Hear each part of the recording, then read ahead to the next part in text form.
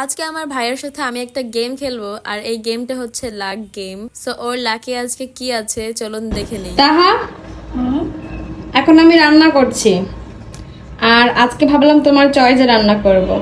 যার জন্য ভাবলাম একটা গেম খেলা যাক, আর সেজন্য আমি দুটো চিরকুট রেডি করছি। আর এই দুটো চিরকুটের মধ্যে তুমি যেটা ধরবা ফার্স্টে ওইটাই আমি রান্না করব আজকে। Okay. So let's started. Hi hi, কবুতরের মাংস, এটা দেখি তো। আলু ভর্তা, ডাল। ইয়ে, কবুতরের মাংসটাও এখন রান্না করো। ওকে ঠিক আছে।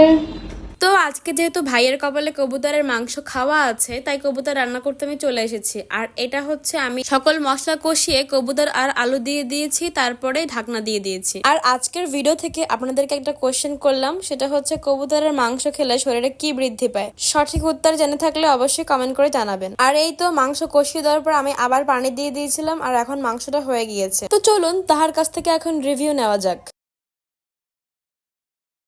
কি তাহা, কবুতরের মাংস তো রান্না করে দিলাম, এখন বলো খেতে কেমন হয়েছে?